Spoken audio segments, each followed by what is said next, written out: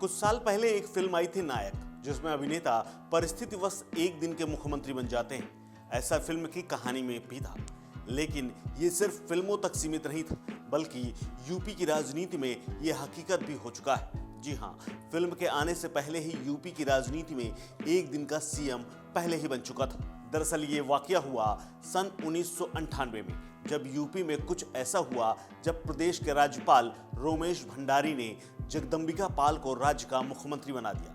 लेकिन कोर्ट के फैसले के बाद उन्हें 31 घंटे के अंदर ही अपना पद छोड़ना पड़ा था।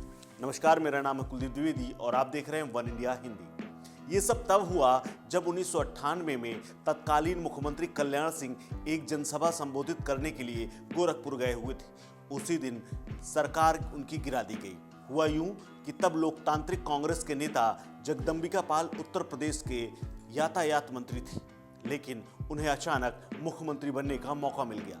लेकिन उनका कार्यकाल सिर्फ एक दिन का ही रहा। दरअसल हुआ यूं कि 21 फरवरी 1998 को मायावती का मन बदल गया और उन्होंने लखनऊ में पत्रकारों को बुलाकर एक प्रेस कॉन्फ्रेंस रखी। इस कॉन्फ्रेंस को उन्होंने संबोधित करते हुए ये कह दिया कि कल्याण सिंह सरकार को गिराने में वो कोई कोर कसर नहीं छोड़ेंगी। मुलायम सिंह भी उन्हीं के तरह वही जबान बोलने लगे। उसी दिन कुछ संवाददाताओं से मायावती और बीजेपी को लेकर के उन्होंने ये तक कह दिया कि अगर वो सरकार गिराने को तैयार हैं तो मुलायम सिंह भी इससे पीछे नहीं हटेंगे।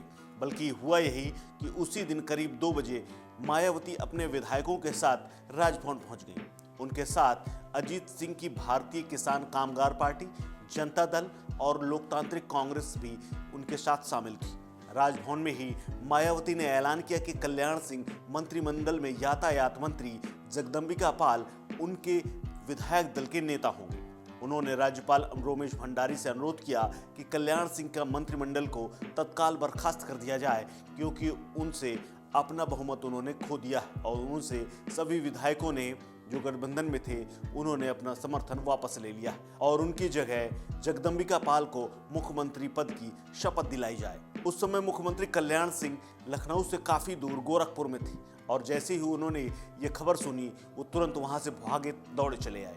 उन्होंने अपने सारे कार्यक्रम रद्द कर दिए। जैसे ही उन्हें खबर मिली कि उन्हें हटाने के प्रयास शुरू हो गए हैं, वो तुरंत लखनऊ लौट आए और उन्होंने राज्यपाल से तत्काल मुलाकात की और समझाने की कोशिश की कि उन्हें विधानसभा में बहुमत साबित करने का मौका दिया जाए। लेकिन राज्यपाल रोमेश भंडारी उनकी एक सुनने को तैयार नहीं थे और वो अपना मन बना चुके थे कल्याण सिंह की सरकार को भंग करने का। और ये खबर सुनते ही पूर्व प्रधानमंत्री अटल बिहारी वाजपेयी भी राज्यपाल रोमेश भंडारी के खिलाफ स्टेट गेस्ट हाउस में अमर अनशन करने में बैठ गए थे। उधर राज्यपाल रोमेश भंडारी ने यह तय कर लिया था कि वो मुख्यमंत्री कल्याण सिंह को विधानसभा में बहुमत सिद्ध करने का कोई मौका नहीं देंगे। दरअसल वो डरे हुए थे एक पूर्व की हुई घटना को लेकर, क्योंकि करीब इस पूरे घटनाक्रम से 5 महीने पहले यानी 21 अक्टूबर 1997 को उत्तर प्रदेश विधानसभा में एक अभूतपूर्व घटना घटी थी। उस समय प्रमोद तिवारी के नेतृत्व में कांग्रेस विधायक दल विधानसभा अध्यक्ष के आसन के पास पहुंचकर अपना विरोध प्रकट कर रहे थे। कुछ देर बाद वहां समाजवादी पार्टी और बीएसपी के भी विधायक पहुंच गए थे और वहां हिंसा शुरू हो गई थी। हालात विधानसभा के अंदर इतने बिगड़ गए थे कि विधायक एक दूसरे पर माइक और कुर्सियां चलाने लगे थे। एक दूसरे में खून खराबा होना शुरू हो गया था। खुद मुख्यमंत्री कल्याण सिंह को सदन के बाहर निकालने के लिए सुरक्षा घेरा बनाया गया था। सदन में जो कुछ हुआ उससे राज्यपाल रोमेश भंडारी बेहद नाराज हुए थे। वो राज्य में राष्ट्रपति शासन लगाना चाहते थे, लेकिन केंद्र में राष्ट्रीय मोर्चे की सरकार ने राज्यपाल की सिफारिश को इनकार कर दिया और उस वजह से राष्ट्रपति शासन वहां नहीं लगाया गया। उस दौर में मुलायम सिंह यादव केंद्र में मंत्री थे। उन्होंने पूरा जोर लगा दिया कि राष्ट्रपति शासन लगा दिया जाए, लेकिन गृह मंत्री इंद्रजीत गुप्ता और स्वयं राष्ट्रपति के.आर. नारायणन ने उत्तर प्रदेश में राष्ट्रपति शासन लगाने से साफ इनकार कर दिया था।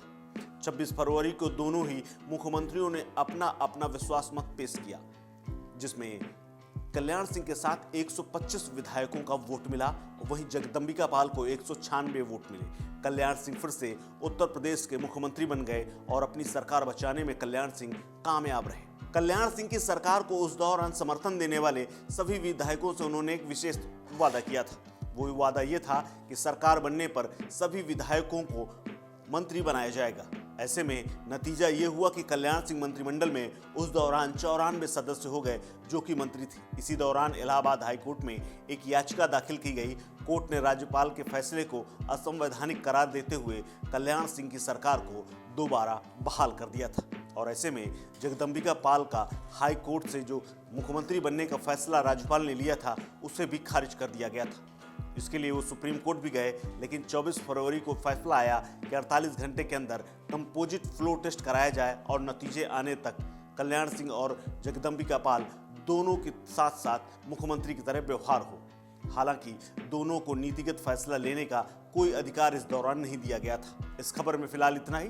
अपडेट्स के लिए बने रहिए वन इंडिया के साथ। नमस्कार।